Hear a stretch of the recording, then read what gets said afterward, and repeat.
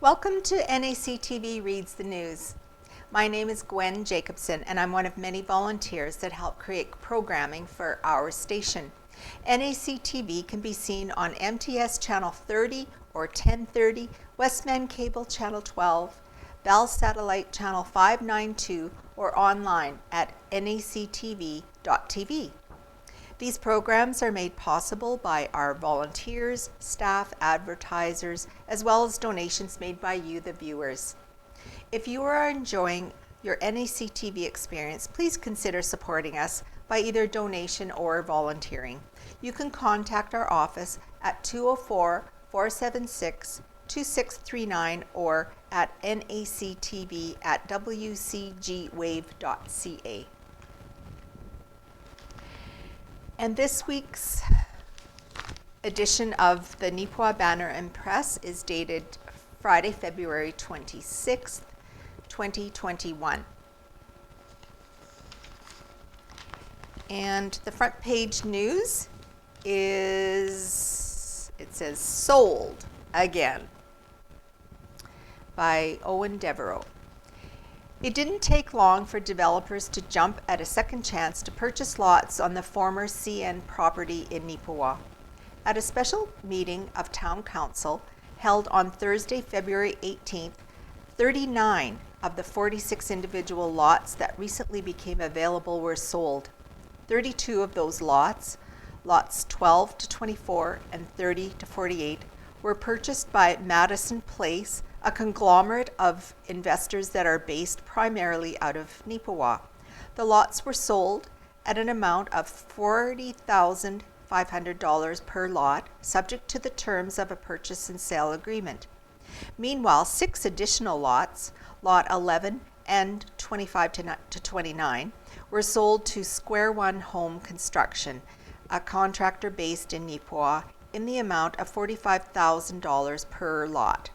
A single lot, Lot 3, was also approved for sale at the special meeting in the amount of $45,000 to Wilmar Lopez. In total, 40 lots are now spoken for, as a single lot was previously sold to Kerf Construction at the regularly rescheduled council meeting on Tuesday, February 16th. And it goes on to say, the 46 residential lots in total that are located on the property in Neepawa were not on the open market for all that long. It was just earlier this month that Town Council confirmed that it had chosen to absolve Stonecliff Builders Inc. of its purchase agreement for all of the lots.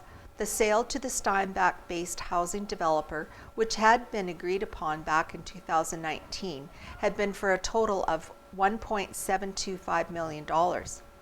Neepawa Mayor Blake McCutcheon said the immediate amount of interest from developers on the site once it became available once again was great news. He said, "We weren't quite sure what was going to happen after our last developer made the decision not to move forward. We were hopeful that there would be some local interest, but it was a very significant outcome that we got from our local business people. We now have 40 of our 46 lots sold within a 2.5-week period," stated McCutcheon. "We understand that this is a very significant investment by our local community, so we tried to be as fair-minded as we could. In general, we didn't put in any buyback agreement into place, written into any agreement. And we also moved forward to be a little more fair-minded in terms of developing, especially on the big purchase, the one that was a 32 lot. We've added a year to the agreement, giving them 3 years to get their housing completed, as opposed to the 2 that our current bylaws allow for." McCutcheon stated that the reason for the additional year is related to potential delays to construction supply chains. Over the course of the last year, some developers have had issues due to situations related to COVID-19. He noted the town is willing to be flexible on some of the terms. Michelle Gerard, who is a part of the Madison Place Consortium, stated that they are very excited about moving ahead with development plans. We've been looking at it for a while. Of course, the property was already sold to another developer. It's just how the timing worked that it really wasn't ready to be built on until this year. The opportunity presented itself again, and it just sort of worked. Gerard added that they believe there is strong demand for single-family housing in Neepawa, and that they hope to meet that need over the next 2 years. The town of Neepawa was able to initially purchase the property from CN Rail back in 2013 for $450,000. And the next item here says, "For sale, no more," by Casper Werhan. The former St. James Anglican Church is no longer without an owner. Put up for sale around mid-2020 as part of a partnership process between the St. James and United Church of Neepawa, the building is now home to the Iglesia Ni Cristo, or Church of Christ. The group has been gathering in the community since 2012 and has used a variety of locations to gather prior to this purchase. We started in the residence of a member at 207 Boundary Street. Then our numbers grew, and we were able to use the Viscount Cultural Center, now Arts Forward, said James Lageras, minister of the gospel. Afterwards, we gathered in the Neepawa Library and then returned to the Cultural Center. Lageras added, "Since COVID-19, with all the restrictions, we have been video conferencing online services as well." Due to the consistent growth the Iglesia Ni Cristo is experiencing in Neepawa, a count of the congregation members could not be provided. However, Lageras noted that the church has become a fairly large group considering Neepawa's size. With the acquisition of their new home, the Iglesia Ni Cristo will be using the space to conduct worship services for adults, separate services for children, activities for married brethren, unmarried brethren, and youth. In addition to the Neepawa congregation, Lageras noted that there are other congregations in Manitoba, primarily in Winnipeg, and across Canada. "We have churches of different localities in most of the provinces here in Canada," Lageras explained. "Our district holds Manitoba and Saskatchewan, so you can expect the Church of Christ or the Iglesia Ni Cristo in most of the major provinces and major cities." In terms of their local goals for creating growth within Neepawa, Lageras stated, "We aim to foster a good relationship with the surrounding neighborhood by conducting community outreach programs, such as donating to the local food banks, park cleanups, reaching out to our neighbors, those who are in need, and extending our invitations to worship services and Bible studies." The Iglesia Ni Cristo formed its first congregation in Manila, Philippines on July 27, 1914, and has congregations in more than 150 countries. This puts their total number of established congregations at over 7,000 around the world. And the demolition has been approved on Neepawa's old fire hall. The town of Neepawa has selected a company to tear down the old fire hall located at 417 First Avenue. Total Demolition, a company based out of Portage la Prairie, will handle the removal of hazardous materials and demolition of the structure. The agreed upon cost of the work will be $59,628 plus applicable tax. Total Demolition was one of 8 bidders for the contract. The current timeline anticipates the contractors to be on site for the first week of March in order to remediate materials identified as hazardous, with the exception that the building will be demolished and the ground restored immediately thereafter. The town's expectation at this point in time is to have the old fire hall completely removed by April. Travel and entertainment section. Neepawa Tourism requests town support, by Kira Patterson. In an effort to help draw tourism and increase commerce in the community, Neepawa Tourism is asking the Town of Neepawa Council to set aside some room in their budget to help the group meet its goals for the coming years. Owen Devereaux, board chair of Neepawa Tourism, made a presentation to Neepawa Town Council on Tuesday, February 16th, requesting support in the form of $10,000 a year for the next 3 years.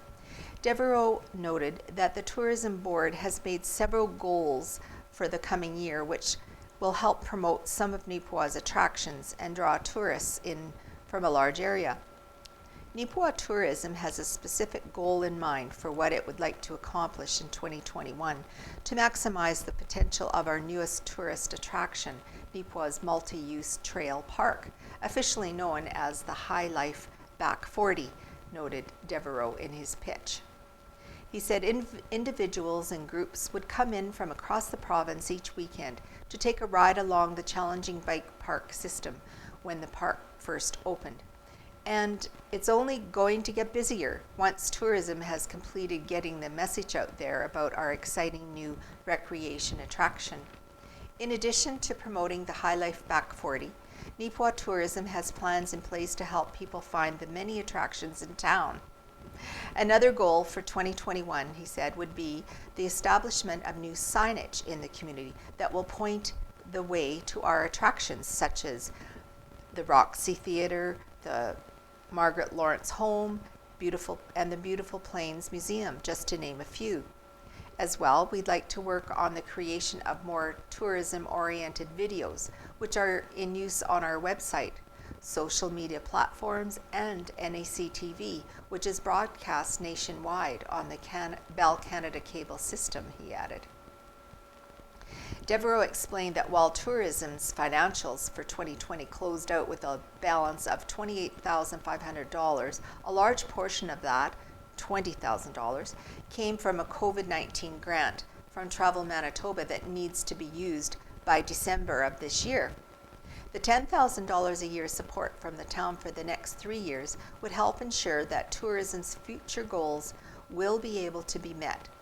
He said, "We are appreciative of the support the town has provided over the past few years and hope that we can have a continued partnership ensuring that Neepawa will be welcoming to all visitors."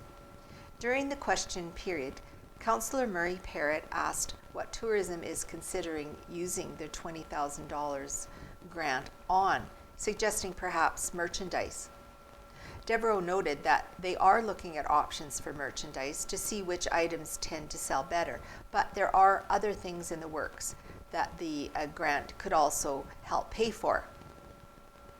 Councillor Daryl Girard also asked what the timeline would be for the wayfinding signs, noting that those would not only help tourists and those passing through, but they would also be very beneficial to locals who don't necessarily know where some attractions are.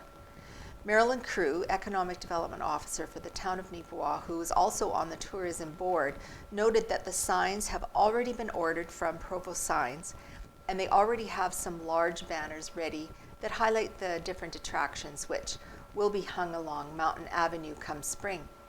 Devereaux added that the signs and banners are something they hope will make tourism's work more visible to the locals and give community members something to be excited about. Neepawa VQC prepares for annual food fundraiser by Owen Devereaux. One doesn't normally associate pizza with St. Patrick's Day. The Neepawa branch of Victoria's Quilts Canada, VQC, however, is hoping that despite that change to the menu, you'll still be in a generous mood for its annual fundraiser. The charitable non-profit organization, who are known for making quilts to support those who have been diagnosed with cancer, has had to make an alteration to its Irish stew luncheon set for Thursday, March 11th. Due to strict regulations still being in place, they will not be able to assemble to cook the traditional Irish stew. Neepawa VQC member Margaret Van Buskirk recently told the Banner and Press that they have been able to come up with an option B. She said, we had to come up with something different, so that's how we came up with the pizza. One of our members is involved with the local company that makes the pizza. The lady who makes the pizza is called Rosie Peliquin, and she's from McCreary. And one of our local members is her sister and helps to make the pizzas and all of that. It's a local business, it's female owned and operated, and it's all local ingredients. Freshly made and frozen. When they're delivered, you take them home, put them in your oven for 13 or 15 minutes, and then you have supper, and you've helped out a local group for a good cause. Anyone interested in purchasing a pizza is asked to contact either Van Buskirk at 204-476-2482 or Audrey Heffel, 204-476-5294. The pizza will be available in 5 varieties and sold for $15. The proceeds will be going towards the purchase of supplies to make the quilts. So far this year, the Neepawa VQC has been able to make and distribute 60 quilts to people in need. The quilts are gifts and are given free of charge for anyone requesting or receiving one.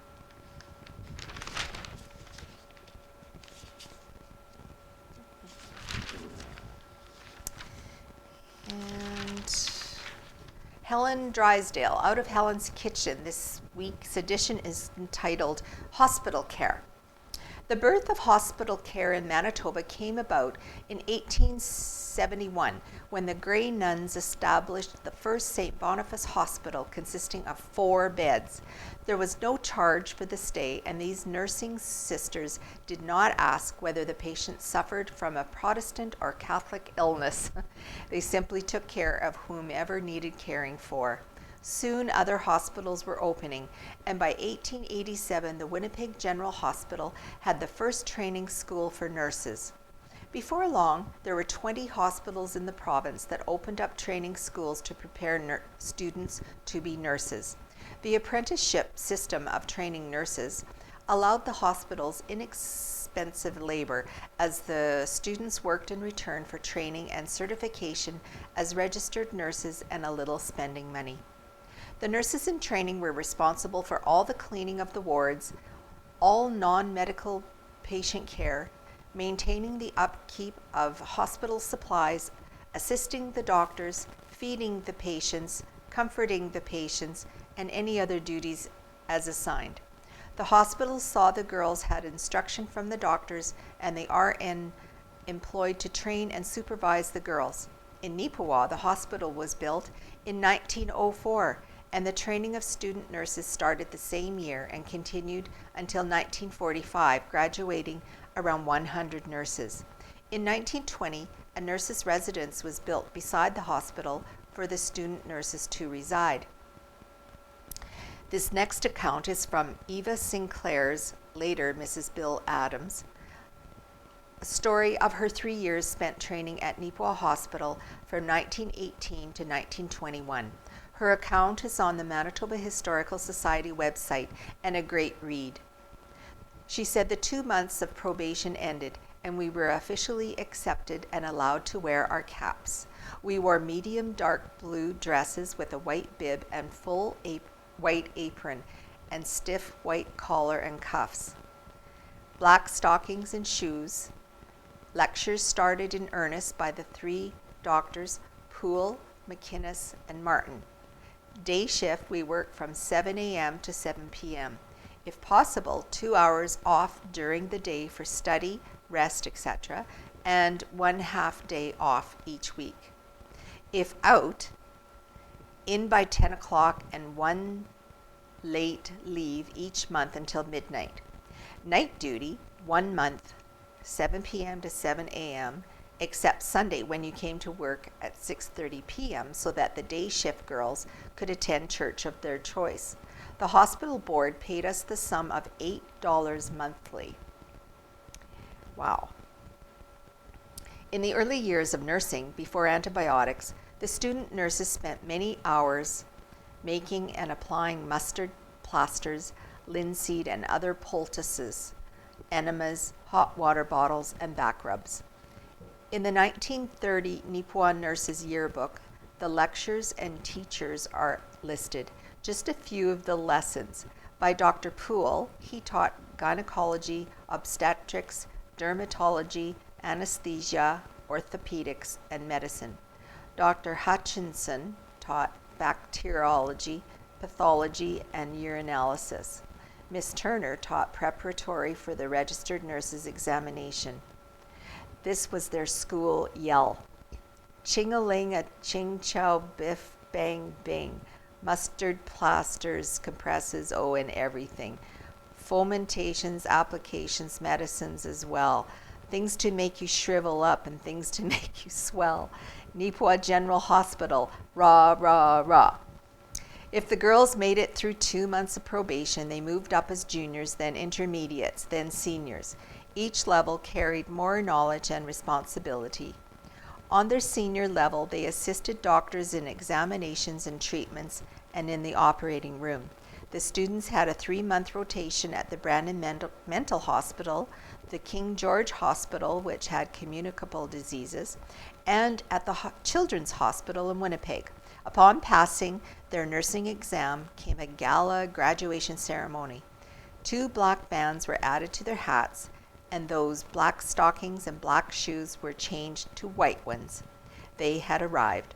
All their homesickness, hard work, study, dedication, and newfound strength had paid off. My last personal stays at the hospital were knee replacement surgery.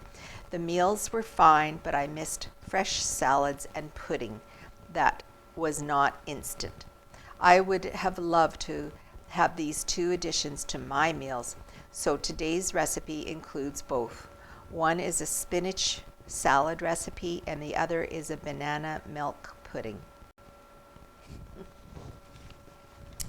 Okay, so the Spruce Plains RCMP report by Corporal Jacob Stanton. During the week of February 15th to 21st, Spruce Plains RCMP dealt with 48 police activities.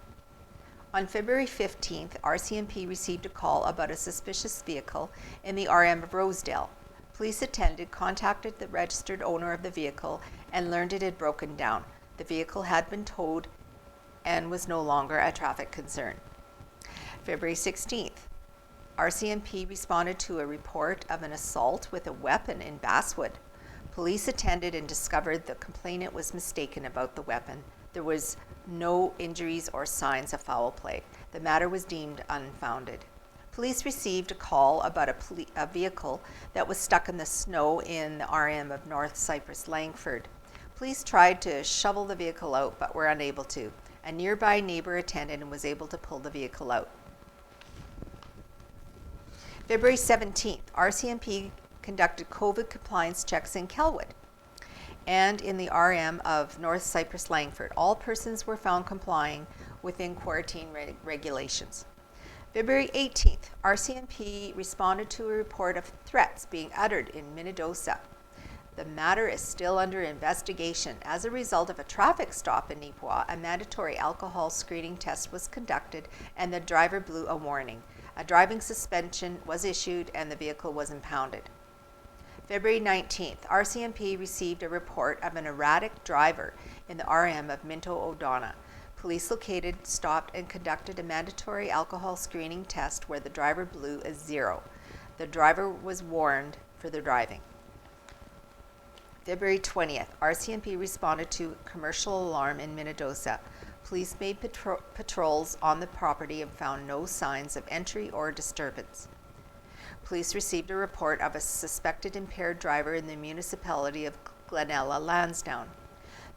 The vehicle was located, stopped, and mandatory alcohol screening test was conducted where the driver blew a 0. Police attended the scene of a vehicle versus a deer collision in Gladstone. There were no injuries and the vehicle was towed. February 21st, RCMP received a report of a missing person in Gladstone. While en route, police were notified that the person returned home safely. Police received a report of a suspicious person in the municipality of Glenella, Lansdowne. There was insufficient evidence to proceed further. RCMP conducted 22 traffic enforcement actions during this reporting period. If you have any information about these crimes or any other crimes, please contact your local RCMP office or Crime Stoppers at 1-800-222-8477. Due to the ongoing COVID-19 pandemic, the Neepawa and Minnedosa RCMP detachments advise they will be limiting front counter services at the detachments until further notice. We request that you contact each detachment at Neepawa 204-476-7340 or Minnedosa 204-867-2916 to inquire about criminal record checks or to file a report. Leave a message if needed and it will be checked the following business day. Please do not leave a message if you require immediate police assistance. You must dial in Neepawa 204-476-7338 or Minnedosa 204-867-2751 or 911 to have a police officer respond to you promptly. Now the Rural Outlook section. These are Neepawa Council notes from February 16th. The Town of Neepawa Council held a regular meeting on Tuesday, February 16th. A number of topics were discussed, including some progress on the Zero Waste project, in which the town is in partnership with Evergreen Environmental Technologies, or EET. Chief Administrative Officer Colleen Sensation gave a report on where that project is at. The Zero Waste project involves a gasification system which the 6 municipalities that use EET for their municipal waste have been working on implementing since 2014. Gasification is a process that turns solid waste into gases, which can then be used as clean fuel sources. Sensation explained that EET and the municipalities have been working with the province to get approval and support for the project. She noted that they have now received approval to get a prototype at EET once the prototype has passed emissions standards tests. There is some concern among the involved municipalities about buy-in from the province, Sensation noted. She explained that building the prototype, testing and implementing this new technology, which is estimated to cost around $800,000, could eventually benefit municipalities all over Manitoba. So they are hoping that the province will supply financial and technical support to help them move forward. We want to see this, after 7 years now, get to the plate and see what it can do, she said. The town of Neepawa and the other municipalities involved all plan to pass a resolution to request support from the province for this project. Sensation also gave a report to Council on the Park Lake Dam project. She explained that she has touched base with the company that they hired to assess the dam and evaluate what options the town has going forward. Sensation estimated that there will be a report by March, which will allow Council to make a decision on the lake. The Park Lake Dam Reservoir project consists of assessing the existing conditions of the dam and spillway to evaluate whether the dam/spillway meet the requirements as of the Canadian Dam Association guidelines, along with evaluating options for remediation tied within the framework of the Manitoba Emergency Measures Organization protocol. Sensation noted that there are currently assessments being made and the designs will be created that will be up to code with the Canadian Dam Association guidelines and will allow for a cost estimate. Sensation said that they are hoping to have these designs within the next month or two. Denise Segway, Public Works Manager of Operations, presented a reminder for homeowners to keep their basements or crawl spaces heated if there are pipes in them. In the last week, at least, we've had 3 different reports of frozen pipes in crawl spaces and basements because there's insufficient heat. He added that if a homeowner's water meter breaks, which they have seen happen as well, it is the responsibility of the homeowner to fix or replace. He added that ventilation should also be checked in homes to make sure they haven't frozen over as well. Councillor Darren Pudlow brought up some good news for the High Life Back 40 multi-use trail park. High Life's Employee of the Year for 2020, Darwin DeQuito, was awarded $1,000 to donate to an organization of his choice. DeQuito chose the Back 40 for his donation, which will allow the town to purchase 800 trees and seedlings for the park. Pudlow expressed a very special thank you from the town to Darwin.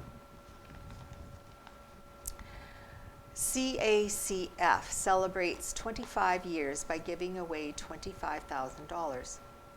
The Carberry and Area Community Foundation, CACF, is celebrating a significant milestone with a big giveaway. To mark their 25th anniversary, CACF will be holding draws throughout the year between March and November to give away grants. As part of our 25th anniversary, CACF will be granting $25,000 by random draw to local organizations, nonprofits, and registered charities in the Carberry area, explained Executive Director Brianna Renwick in a social media video announcement.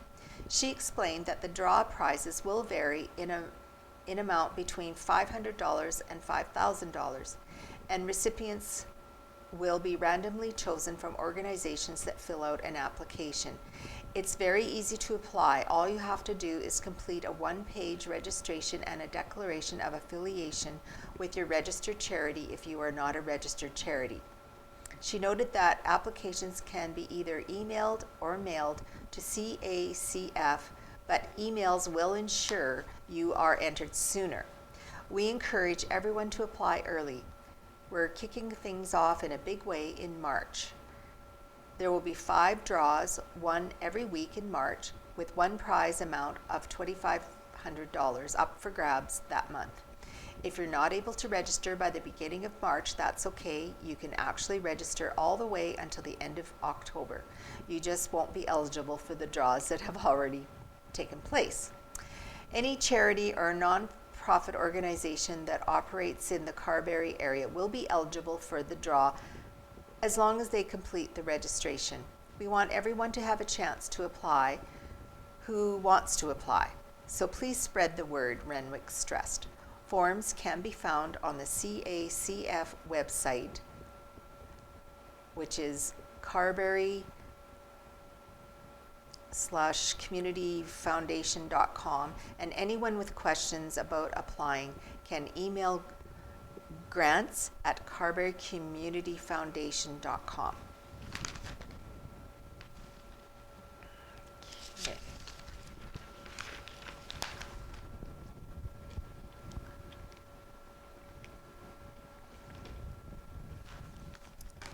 Now there's a page dedicated to locals honored for community contributions. Pictured above are Muriel Gammy, Mary Murray, Amy Smart, and Keith Loney. 4 area residents have been singled out as important community members in Neepawa and Carberry. The individuals are among 150 Manitobans being recognized for the Honor 150 project in celebration of Manitoba's 150 years of being a province. Mary Murray and Muriel Gammy were chosen from the Neepawa area, while Amy Smart and Keith Gopher Loney were selected from Carberry. Everyone selected for Honor 150 are individuals who stand out for their role in making Manitoba such an amazing province, according to the Manitoba 150 website. Each of the chosen 150 will have $500 donated to a charity of their choice, funded by Canada Life. They will also receive a medal designed by Winnipeg resident Takashi Owasaki. First, Muriel Gammy. Muriel Gami is very involved in Neepawa area outdoor recreation, volunteering her time to maintain the Langford recreational trails as well as cross-country ski trails at the Neepawa Langford Winter Park. Not only that, but she regularly promotes outdoor activities for kids and newcomers in all seasons, such as kayaking, orienteering, skiing, and snowshoeing. Jason Lowen nominated Gami for the award, saying Muriel just wants people to get outside and be active and enjoy nature. Gami noted that she was not expecting this recognition. I did not know that I had been nominated, and so it was a surprise to learn that I would be one of the recipients. I do appreciate the effort my nominator put into the application process. I know that he is a person that values volunteerism and has already started getting his young family out helping in community jobs. As for what motivates her to continue volunteering, Gami gave this reason. I believe that God has given us all different abilities that are to be used for the good of others. For Gami's $500 donation, she chose an organization where the money will help many in need. I chose the Union Gospel Mission in Winnipeg that works with the poor and those struggling with addictions. They also support families and those trying to upgrade their education. It is very well run and in-depth program. Next, Mary Murray. Mary Murray is a name that may be familiar to regular readers of the Neepawa Banner and Press. Murray was recently featured in our Remembrance Day edition for her support of Canadian veterans. She was nominated for Honor 150 by the Neepawa Legion for her quilting projects, which she makes to benefit a number of good causes. Murray has made over 150 quilts for injured veterans and more than 1,000 quilts and blankets for sick children.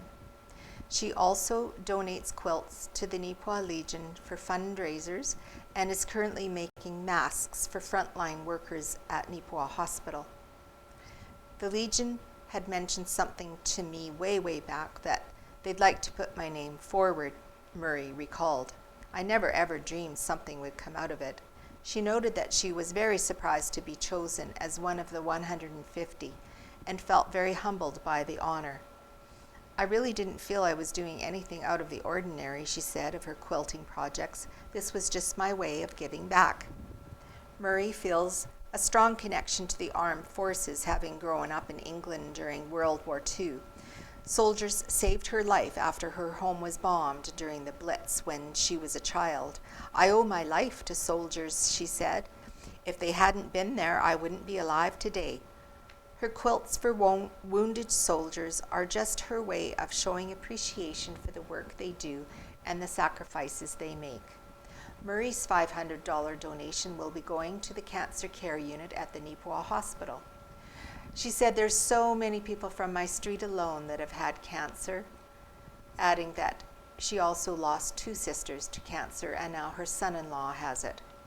Murray noted that she wanted the money to stay local, and she's known a lot of people who have been affected by cancer, so she felt that supporting local cancer care was the way to go.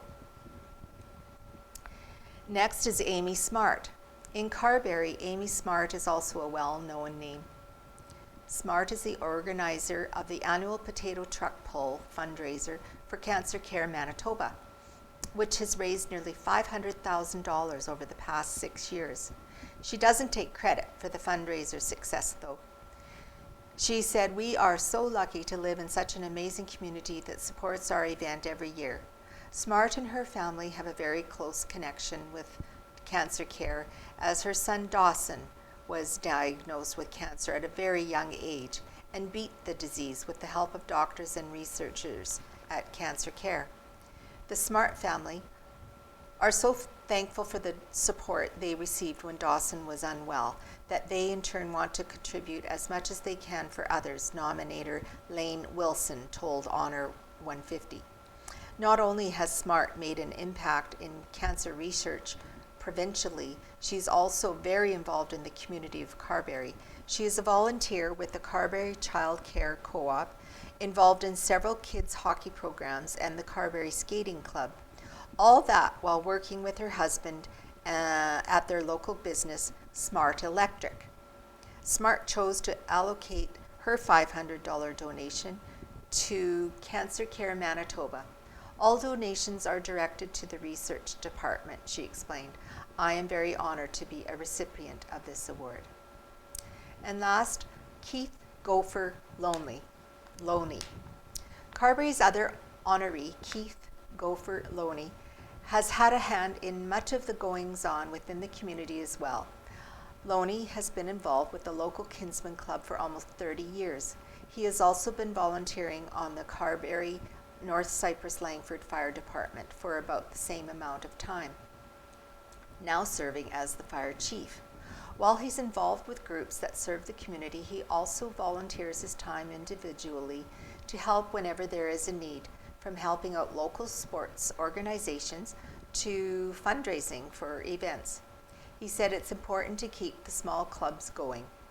The community teams, hockey, soccer, curling, they all need money, and without the volunteers, it will be hard for them.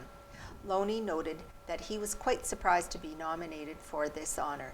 He explained that there was a local nominating committee that put him up for the award. I'd like to thank them for nominating me.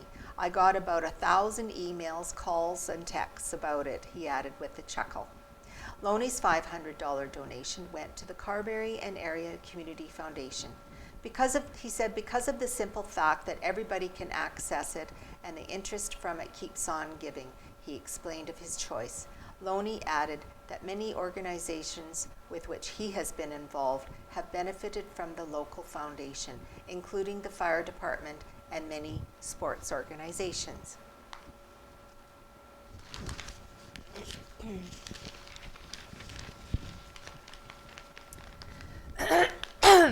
The next edition is the sports page. And the next article is about the Neepawa general manager / coach discussing unusual off season by Owen Devereaux.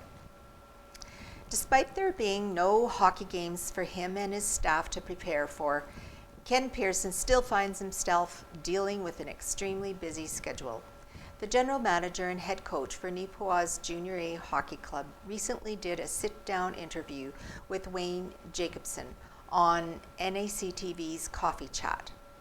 The pair discussed a wide range of topics, including the provincial COVID-19 regulations that are still in place for indoor team sports. Those restrictions ultimately forced the MJHL to make the difficult decision to cancel its 2020-2021 season. Pearson noted that while there isn't any hockey happening here, he's still working to make sure the players get to play. For now, he said, we're trying to find places for our players to play. The trade deadline, which is normally January 10th, was shifted to February 25th, and we were working to find for as many players as we could a home and an opportunity, said Pearson. As for off-ice activities such as sponsorship commitments, Pearson said they have been contacting volunteers and other supporters of the club, providing updates on what the plan is going forward. He said, we've got to continue operating. We can't just close the doors and wait till September. We still have to come up with tentative plans for spring camps, summer evaluation camps, and fundraisers that we want to do and hope to have in place. There's still as well the whole changing of the team name that we have going on. We are getting to the end of that. It's been a long go since July when it was first announced, so it has been busy. Although hockey is not being played on the ice, it's still a lot going on behind the scenes. The complete interview with Ken Pearson can be seen on NACTV on Monday, March the 1st at 1 p.m., Wednesday, March 3rd at 10 a.m., and Friday, March 5th at 1:30 p.m. And a local boy named Brant Young signs with the Winnipeg Ice. Brant Young's hockey season is not over just yet, as the 18-year-old from Neepawa was recently signed by the Winnipeg Ice of the Western Hockey League, the WHL. Young will be joining the major junior club in the league's Eastern Division bubble. They'll see Regina used as a hub city for the 2021 regular season. The WHL's 5 Saskatchewan-based teams, which are Regina Pats, Moose Jaw Warriors, Prince Albert Raiders, Saskatoon Blades, and Swift Current Broncos, and the 2 clubs based in Manitoba, Brandon Wheat Kings and Winnipeg Ice, will play all of their games at the Brant Centre starting March 12th. For Young, this is an unexpected but welcome opportunity to continue to hone and showcase his skills. The defenseman was able to play just 5 games for the MJHL's Winnipeg Freeze during the 2021 campaign before the season was postponed and then ultimately canceled. Young told the Banner and Press that he's excited to be able to get out on the ice and play once again. This is a chance to be out there and work on my game, to be competing in practice against high caliber players, and to be going against them in games. There was a big factor in deciding to sign with the Ice, stated Young. This is a real opportunity for me and I want to make the most of it. Brant's passion for the game developed in Neepawa, playing 9 years with the local minor hockey circuit before going to the Yellowhead Chiefs program. In his final season playing for Yellowhead, he recorded 43 points in 46 games during the 2019-2020 Under-18 AAA campaign. Young was originally drafted by the Spokane Chiefs in the 2018 draft. He is currently self-isolating ahead of the travel to Regina on February 27th, where the Manitoba-based clubs will then have to isolate for an additional period of time. Young stated that he's thankful for all the support he's received from his family, coaches, and teammates throughout this journey, and that he's determined to make the most of it. The WHL's East Division's Regina Hub is slated to begin play March the 12th.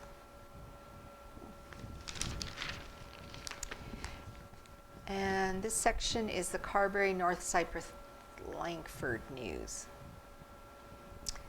Community profile this week is Ciro Oliver by Gladwin Scott.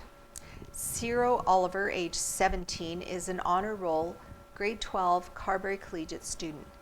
Physics, biology, and calculus make for a heavy academic load this semester, but he plans to graduate with distinction. Ciro enjoys a variety of sports. He plays point guard for the Cougars basketball squad and is the setter for the boys volleyball team. He did play 1 season with the Brandon Volleyball Club. However, soccer is his favorite, and he has played several seasons of club soccer in Brandon. Oliver likes the running and passing as a midfielder with the Brandon senior team currently. Badminton is also enjoyable, and he teamed up with Griffin Adrianson to win the zone boys doubles banner and advance to the provincials in Winkler. Ciro also enjoys track and especially participating in cross-country running. Huge influences in Ciro's life have been Diego Rodriguez, his soccer coach in Brandon, and his mother Kayla, who makes sure he gets to all his activities on time. Following graduation, Ciro plans to pursue a science degree at Brandon University. And Flett accepts a hockey scholarship. Leanne Flett, age 17, a 5th-year defenseman with the Central Plains Capitals, has been recruited to play with the Anna Maria College Cats in Paxton, near Boston, Massachusetts. She played 2 years out of Portage in Bantam under 15 and 3 years in Midget under 18. However, this past season, hockey has been limited to a few games, so she is kept active by skating on Brandon's Oval, skiing at Assisipi Park, and Spruce Woods, plus fishing. Flett is a strong student at Carberry Collegiate who is on the principal's honor roll over 90% and plans to study criminology in college. She is interested in a career as a detective or in law enforcement. AMC Cats have also recruited 2 other Manitoba girls. This summer she plans to join classmates Cassie Crerar and Sarah Waldner to play fastball with the Westmen Magic in the Manitoba Women's Super Fastball League. Anna Maria College also has a fastball program which she may join. Leanne is very excited about this new opportunity and is looking forward to catching the plane for Boston on August the 29th. Now, the next article is what I've already talked about, the 2 volunteers that were recognized by Manitoba Honor 150, Amy Smart and Keith Gopher Loney.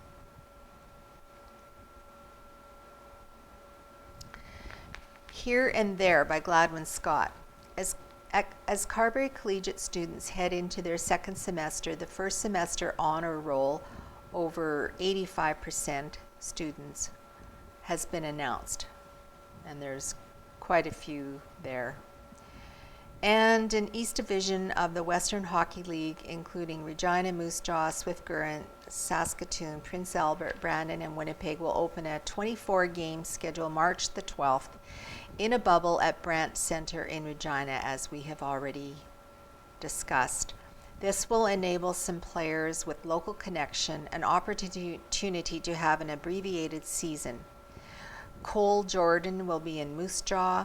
Strathclare's Connor Geeky will be in Winnipeg. Lyndon McCallum, son of Carberry Principal Bruce McCallum, will be in Brandon. And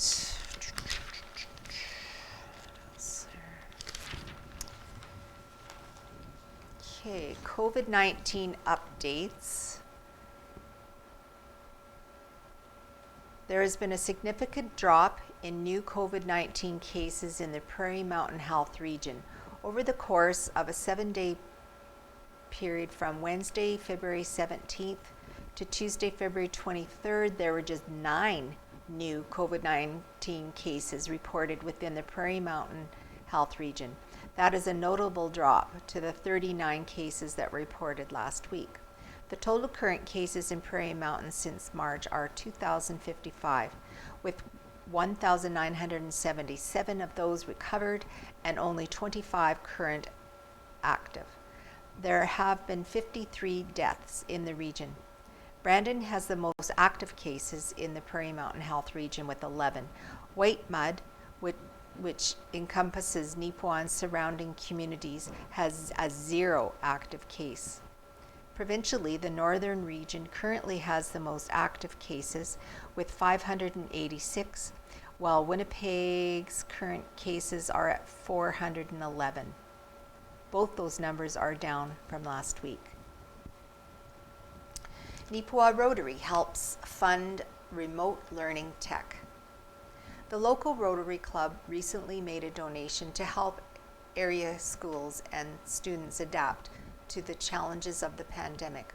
On Monday, February 22nd, Wayne Jacobsen, member of the Neepawa Rotary Club and also the president, presented a check for $6,000 to the Beautiful Plains School Division.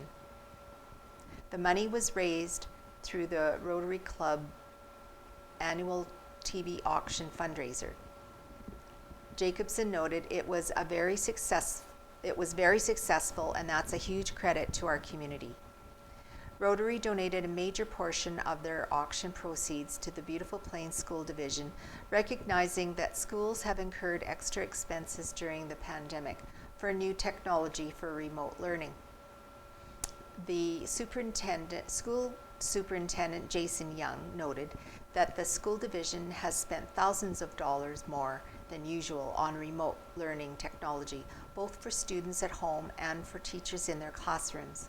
The school division has purchased over 150 new devices, including MiFi internet devices for students who don't have internet access at home, as well as webcams, document cameras, upgraded sound equipment, and wireless equipment. Young thanked the Rotary Club for their donation and their long-standing relationship with the school division, helping schools and students in the area. And pictured here is the Neepawa Rotary President Wayne Jacobsen presenting a check to the Beautiful Plains School Division Superintendent Jason Young and Royce Hollier, the Technology Coordinator, Monday, February 22nd. World Day of Prayer goes virtual. An annual global event observed by several Neepawa churches has had to change its approach to become COVID safe.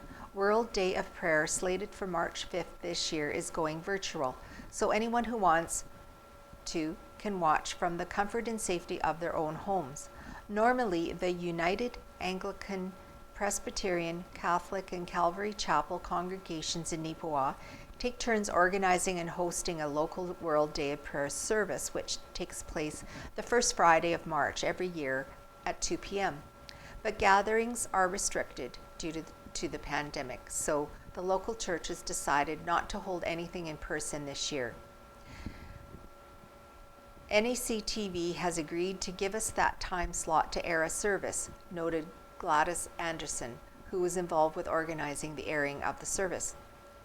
World Day of Prayer is an initiative from the Women's Interchurch Council of Canada, or WICC, dating back in some form for over 100 years.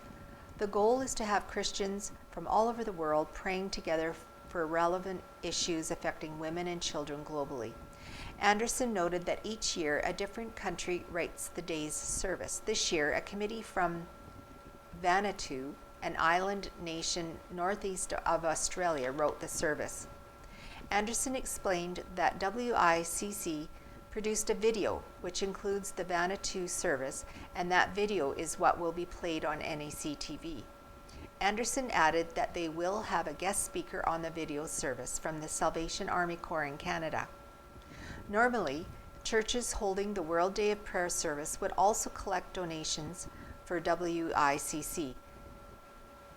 Since most in-person services were canceled this year, Anderson noted that viewers can instead mail donations to WICC at 47 Queen's Park Crescent East, Toronto, Ontario, M5S2C3.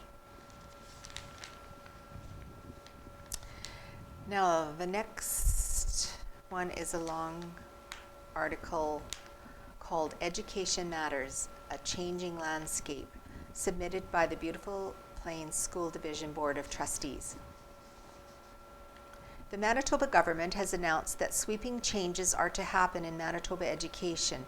An educational review was conducted in 2018, but the results and findings have not been disclosed, due in large part to the arrival of COVID-19.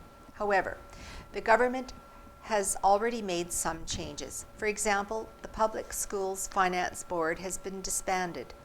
Public Schools Finance Board used to hear from local school divisions in regards to school upgrades and construction. Then the projects would be analyzed and approved or put on a timeline. The Minister of Education is now responsible to administer the Capital Support Program. This important work has been assigned to the Department of Central Services to decide what projects schools need. The government has also introduced Bill 64, the Education Modernization Act. This bill has been introduced but is an unknown as no specifics have been released. This is one of the few times in legislative history that a bill was read and then not published, meaning no one knows what is in it. Although no information has been released about the pending act, the Premier and Minister of Education have referenced many different items that may be part of the content. In the throne speech on October 7th, 2020, it was stated that we need more resources directed into teaching and learning and less time and money wasted on school administration and red tape. This seemed like a foreshadowing of changes to our school system structure. As elected officials, the Beautiful Plains School Board of Trustees would like to bring to the public's attention to what some of these changes might look like for our communities. One change might be more widespread focus on supporting remote learning for this year and in the future.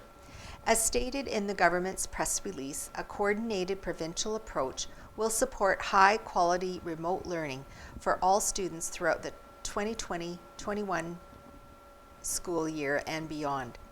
The province of Manitoba received federal funding to help schools open safely. $10 million of that grant was spent creating the Manitoba Remote Learning Support Centre. They have indicated there is over 100 staff working at the centre, including teachers, instructional coaches, student service professionals, plus educational assistants. Additional recruitment will occur as needed. While this resource has been created to address the educational challenges posed during COVID-19, the Manitoba government has indicated that remote online learning may be a permanent strategy moving forward. The premise is that some courses could be delivered online, or schools could have some students engaging remotely to make classes smaller and perhaps less schools. The Manitoba government believes that remote learning may be a good option for students after COVID-19 restrictions are lifted.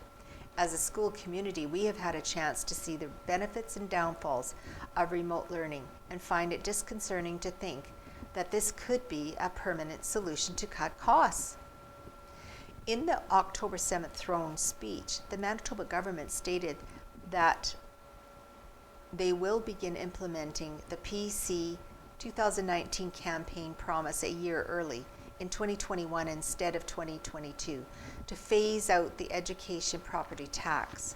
Property taxes generate $850 million annually for education, and if divisions are required to offset the reduction of this tax revenue, substantial cuts would be required. They believe that the public would welcome paying less property tax, even though it would reduce education services in their area. Approximately 83% of school divisions' overall budgets are comprised of staffing costs. Reduction in levels of staff would therefore result in larger class sizes and fewer programming options and fewer services for our students. One of the ways to make up the property tax shortfall would be to change the structure of the education system in Manitoba. The Premier of Manitoba has stated that a priority for the government in 2021 will be to eliminate many of the administrative positions that exist within the educational system. He has commented that the education system is top-heavy, which doesn't seem to be based on facts. School boards account for less than half a cent of every dollar spent on education in Manitoba, while senior administration costs are less than 4 cents of every dollar. The Beautiful Plains School Board has decided that the level of administration in our division is not only one of the lowest in the province, 3.1% of our budget, but is also running extremely efficient and lean, therefore cannot be cut in any further way without having a substantial negative impact on our system. If the Manitoba government decided to eliminate local school boards and division offices, larger school districts would be set up. The Beautiful Plains education community may be served by administration in another city or town, which would have very little context about the local needs within our communities. Your concerns about education, policies or transportation, etc., may no longer be answered by a local school board member or administrator, rather by a person who is in charge of a larger region. The government believes that this would be more efficient and save money. Last time such amalgamations occurred in Manitoba, like in 2003 when we went from 54 to 37 school divisions, the facts are costs actually increased to run school divisions. When the last round of amalgamations occurred in 2003, the 29 divisions that were amalgamated to form the new 12 divisions saw an average cost per pupil the following year increase 7%. The increase ranged from a low of 4.1% to a high of 14.4%. Every single division that amalgamated saw substantial increases in cost per pupil as published in the Public Policy Report, Manitoba School Board's Amalgamation Before and After. The executive summary in that same report provided the following summary. In 2001, Manitoba's Minister of Education announced that the number of school boards in the province would be reduced from 54 to 37. One of the main reasons given for the challenge was efficiency, that the reduction of unnecessary duplication would save up to $10 million. Despite that prediction, overall spending by amalgamated school divisions has been greater than it was prior to amalgamation. Administrative cost savings have been almost negligible, with reductions in the order of only 2.6% or $500,000 in amalgamated school divisions. A previous Frontier backgrounder, Amalgamating School Boards Not an Answer, had found virtually no correlation between school board size and per pupil expenditures. This finding is confirmed in the analysis of post-amalgamation school division expenditures. Upward wage harmonization and the equalization of working conditions are largely responsible for its substantial increases in personnel costs of amalgamated school divisions. The time and energy spent on the amalgamation process would have been better directed towards meaningful education reform. Even with this evidence, it would appear the Manitoba government believes students would be better served by a larger division.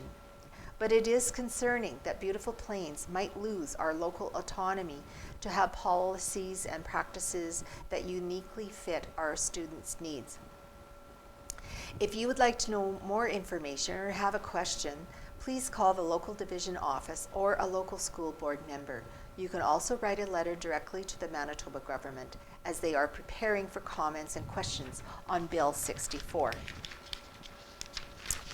So I guess that sums up this week's edition of the Neepawa Banner and Press. Thank you so much for joining in, and we'll see you next time.